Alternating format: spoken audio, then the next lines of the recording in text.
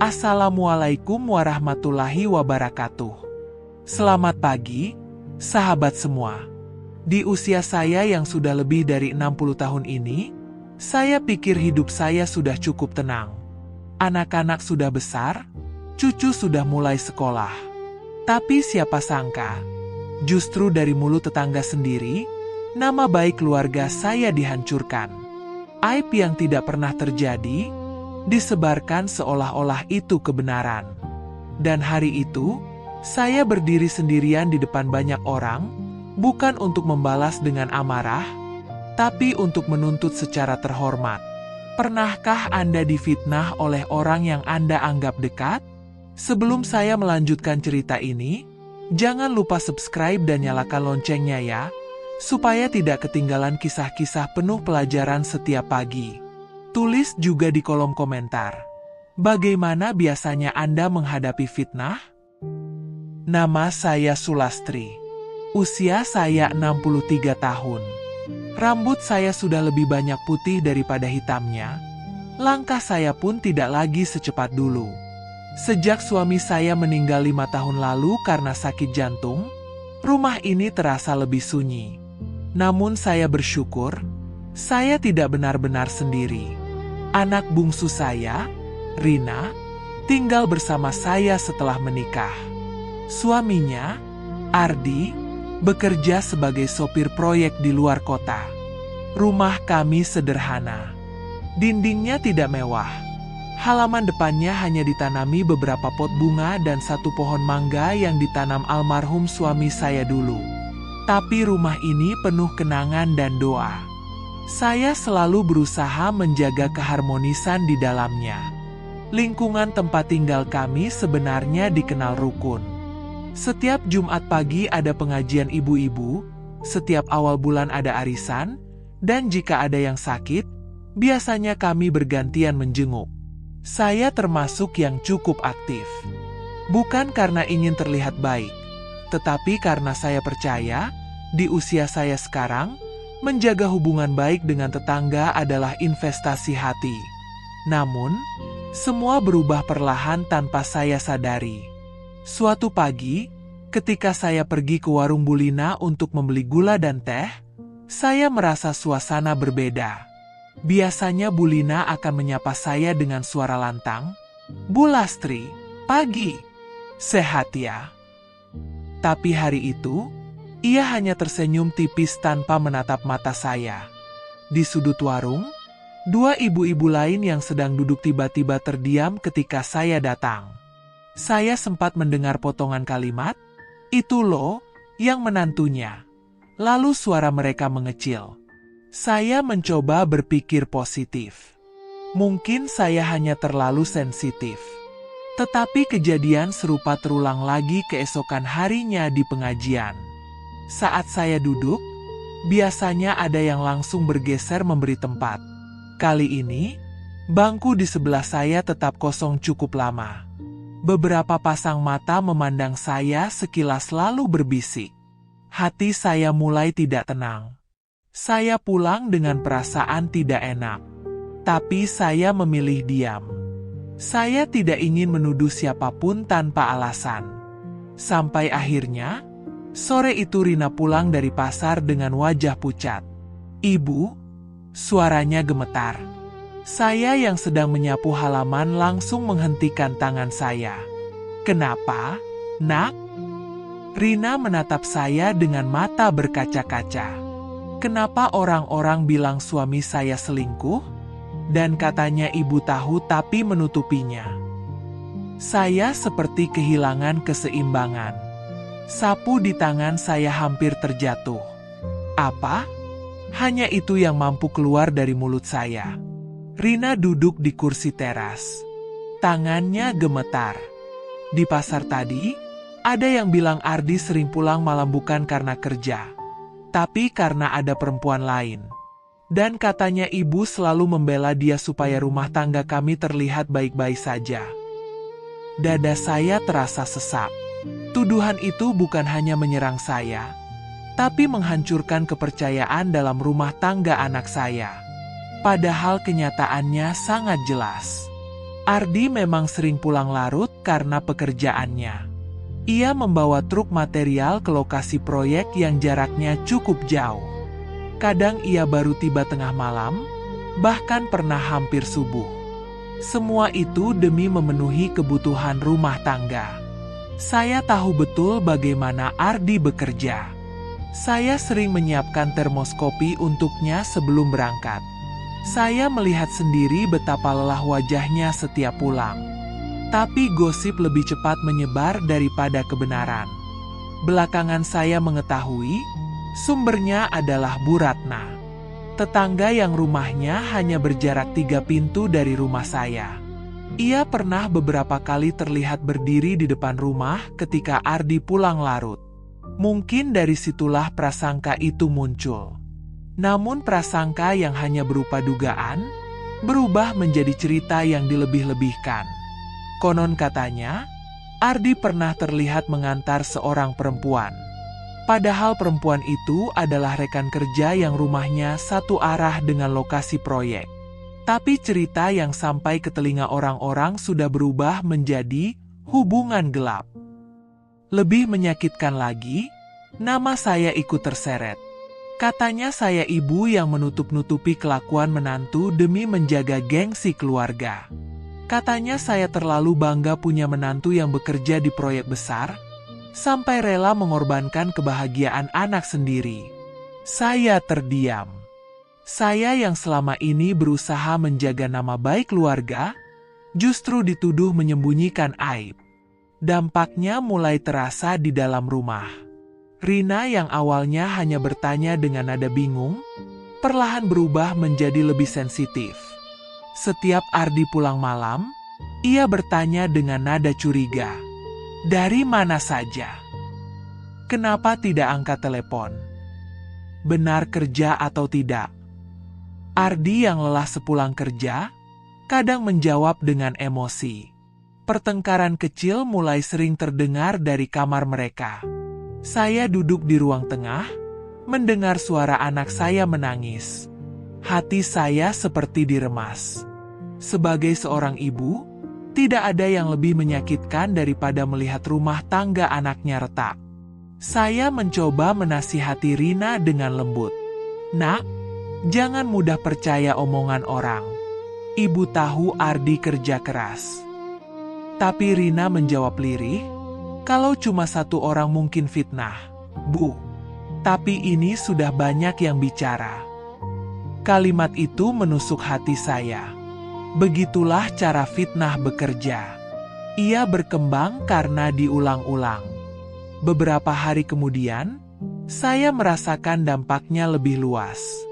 Undangan arisan bulan itu tidak sampai ke rumah saya. Biasanya Bu Ratna sendiri yang mengantarkan. Kali ini tidak ada kabar. Saya akhirnya tahu dari tetangga lain bahwa arisan tetap berjalan. Hanya saja, saya tidak lagi dianggap bagian dari lingkaran mereka. Malam itu, suasana rumah terasa berat. Ardi memilih lebih banyak diam. Rina sering menangis diam-diam. Saya sendiri hanya bisa beristighfar berkali-kali. Saya merasa gagal menjaga ketenangan keluarga. Yang membuat saya semakin hancur adalah ketika kakak Rina dari luar kota menelepon. Rupanya kabar itu sudah sampai ke keluarga besar. Bu, benar Ardi selingkuh? Tanyanya langsung tanpa basa-basi. Saya menutup mata. Fitnah itu telah meluas seperti api yang menyambar daun kering. Di usia saya yang sudah tidak muda lagi, saya tidak pernah membayangkan harus menghadapi ujian seperti ini. Bukan soal ekonomi, bukan soal kesehatan, tapi soal kehormatan keluarga. Setiap malam saya merenung. Apakah saya harus diam saja? Apakah waktu akan membuktikan semuanya? Ataukah saya harus mengambil langkah? Namun satu hal yang jelas, konflik ini tidak lagi sekadar gosip luar rumah. Ia sudah masuk ke dalam, meretakkan kepercayaan anak dan menantu saya. Dan di titik itulah saya sadar. Jika saya hanya diam, rumah tangga anak saya bisa hancur bukan karena kesalahan mereka, tapi karena omongan orang lain. Bab ini bukan hanya tentang fitnah. Ini tentang bagaimana satu kalimat yang tidak terjaga bisa menghancurkan kepercayaan, memecah keluarga, dan melukai hati seorang ibu. Dan saya tahu, badai ini baru saja dimulai. Malam itu angin berhembus pelan, tapi hati saya terasa jauh lebih dingin daripada udara di luar.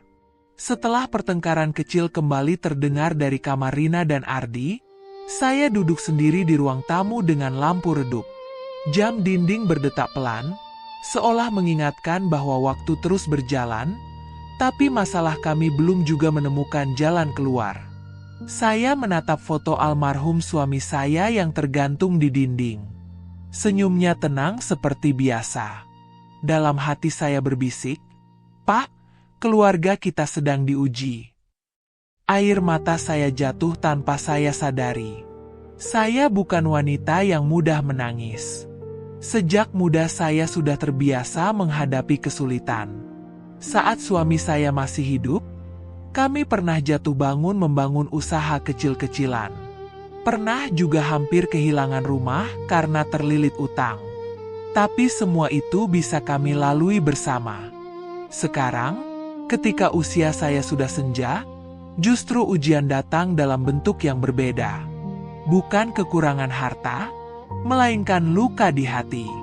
Saya bangkit perlahan dan berjalan ke dapur.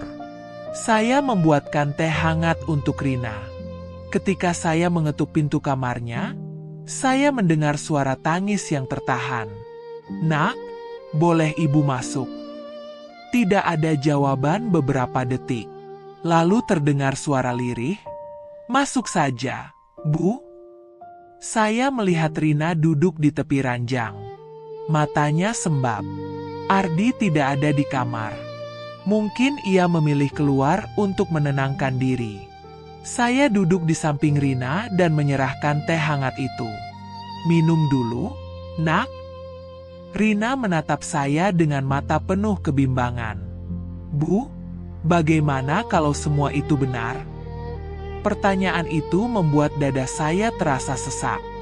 Bukan karena saya meragukan Ardi, tapi karena saya melihat betapa rapuhnya hati anak saya saat ini. "Ibu mengenal Ardi?" jawab saya pelan. "Ibu melihat sendiri bagaimana dia bekerja.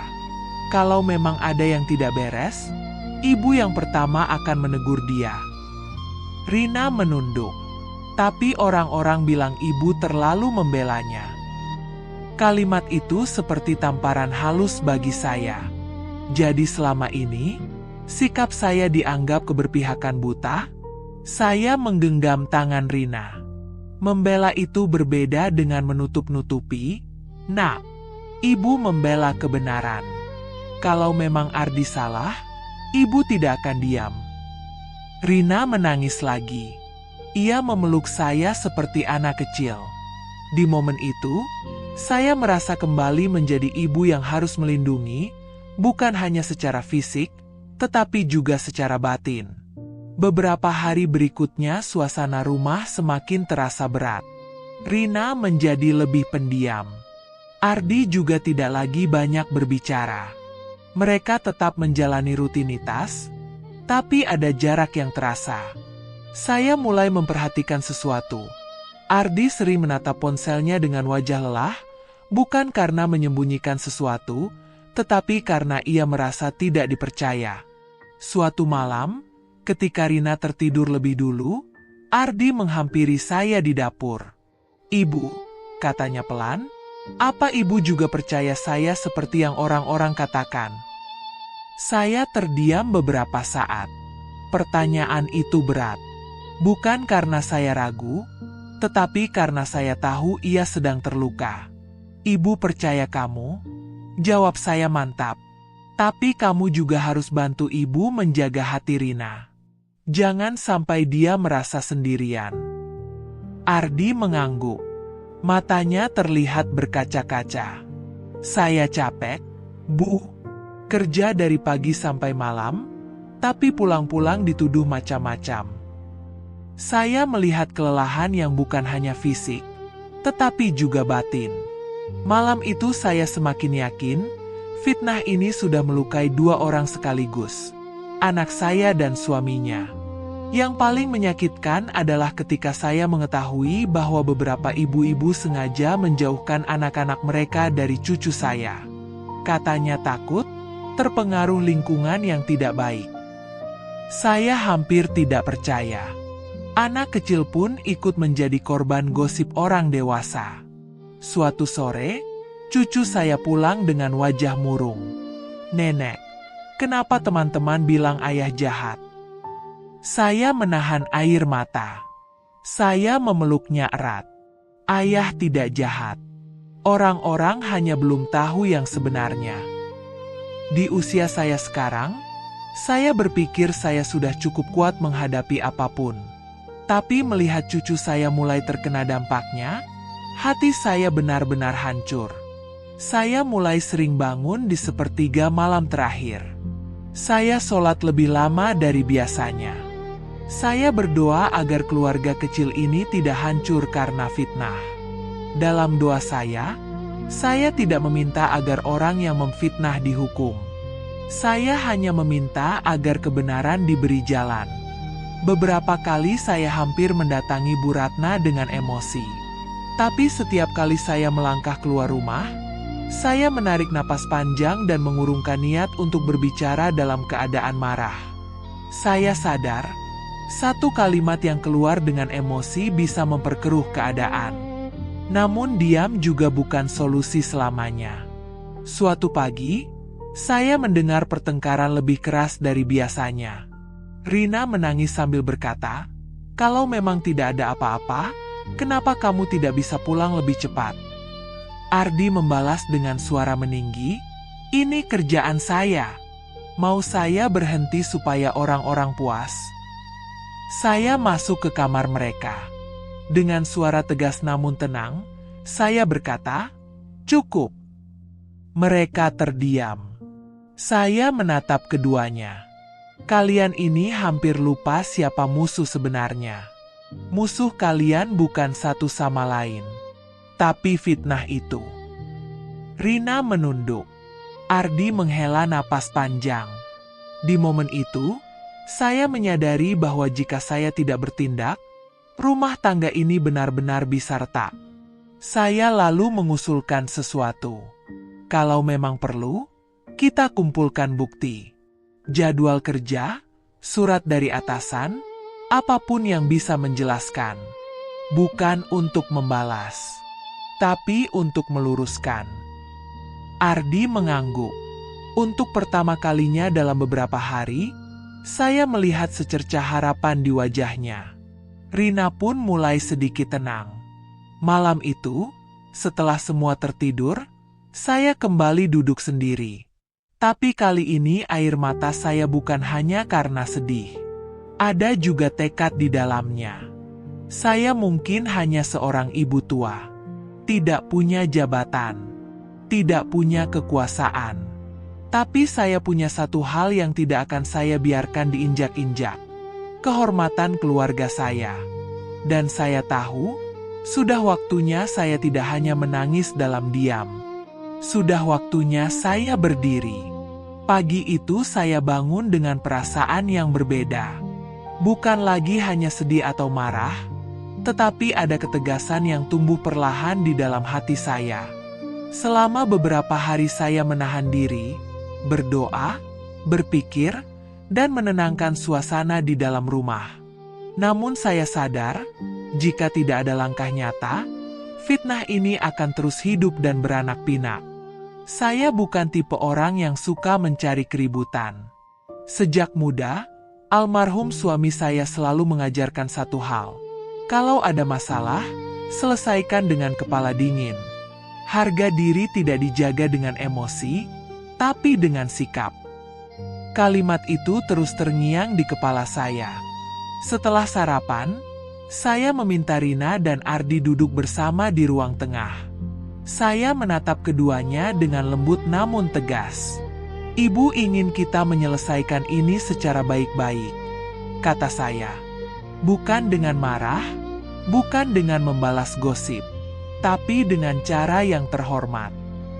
Ardi sudah menyiapkan beberapa dokumen. Jadwal kerjanya, surat keterangan dari mandor proyek, bahkan rekaman pesan suara dari atasannya yang menjelaskan bahwa memang sering ada lembur sampai malam. Rina memegang tangan suaminya. Saya melihat sorot matanya sudah tidak setajam sebelumnya. Ada rasa bersalah karena sempat meragukan, tapi juga ada keberanian untuk memperbaiki keadaan.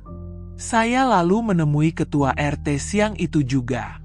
Dengan langkah pelan namun pasti, saya datang ke rumah beliau. Saya menjelaskan situasinya dengan suara tenang, tanpa menjelek-jelekan siapapun. Pak, saya hanya ingin klarifikasi terbuka, supaya tidak ada lagi prasangka di lingkungan ini. Ketua RT mengangguk. Beliau tampak memahami.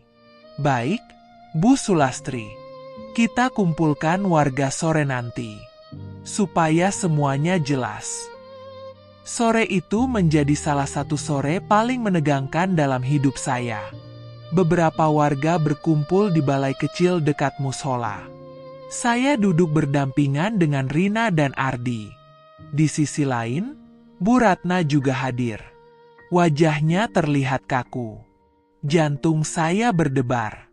Tapi saya mengingat pesan suami saya, kepala dingin.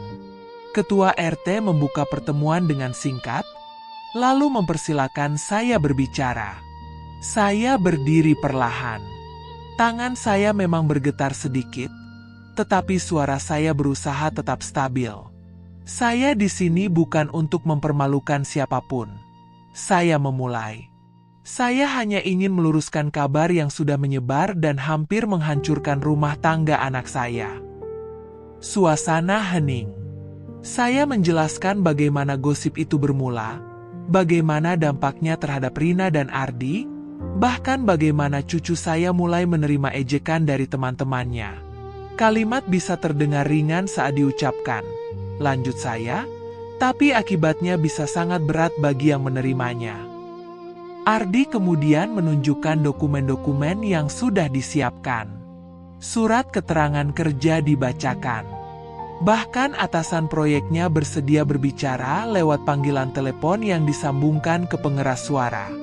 Suara di ujung telepon itu jelas menjelaskan bahwa Ardi memang sering mendapat tugas lembur dan kadang mengantarkan kerja perempuan yang rumahnya searah. Beberapa warga mulai saling berpandangan. Ketua RT kemudian menoleh kepada Bu Ratna. Bu Ratna, mungkin ada yang ingin disampaikan. Ruangan terasa semakin sunyi. Bu Ratna terlihat gelisah. Akhirnya ia berdiri. Suaranya tidak setegas biasanya. Saya hanya mendengar dari orang. Saya kira itu benar. Saya tidak bermaksud menghancurkan keluarga Bu Sulastri. Saya menatapnya. Ada rasa kecewa? Tentu saja. Tapi saya tidak ingin membiarkan kekecewaan itu berubah menjadi dendam. Saya tidak menuntut ibu untuk dipermalukan, kata saya pelan. Saya hanya ingin nama keluarga saya dibersihkan di depan orang-orang yang mendengarnya. Beberapa warga mengangguk. Mereka mulai menyadari betapa cepatnya mereka ikut mempercayai kabar tanpa memastikan kebenarannya. Akhirnya, di depan warga yang hadir, Bu Ratna meminta maaf secara terbuka kepada saya, kepada Rina, dan kepada Ardi. Saat itu, perasaan saya campur aduk. Bukan rasa menang, bukan juga puas. Hanya lega. Lega karena beban yang selama ini menghimpit dada saya perlahan terangkat. Namun yang paling membuat saya terharu adalah ketika Rina menggenggam tangan suaminya di depan semua orang. Maafkan aku, bisiknya pelan, tapi cukup terdengar. Ardi mengangguk. Kita mulai lagi. Momen itu jauh lebih berharga daripada sekadar permintaan maaf. Setelah pertemuan selesai, beberapa ibu-ibu mendekati saya. Mereka juga meminta maaf karena sudah ikut menyebarkan kabar tanpa memastikan. Saya hanya tersenyum. Semoga kita semua belajar dari ini.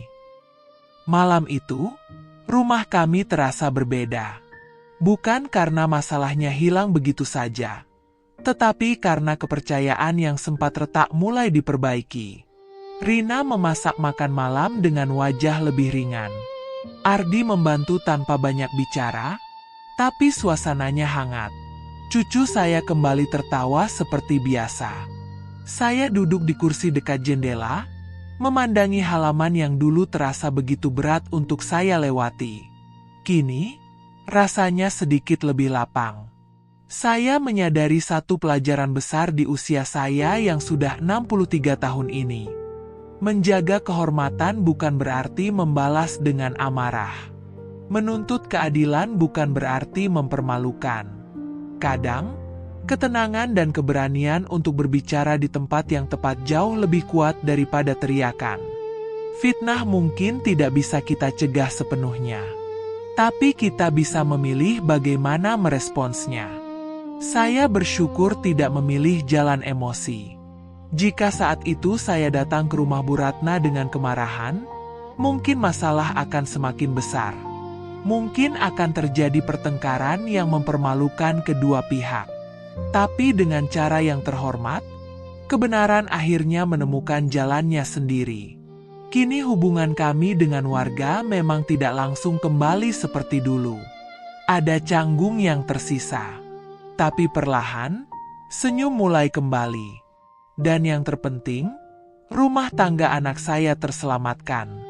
Di malam yang tenang itu, sebelum tidur, saya kembali menatap foto almarhum suami saya.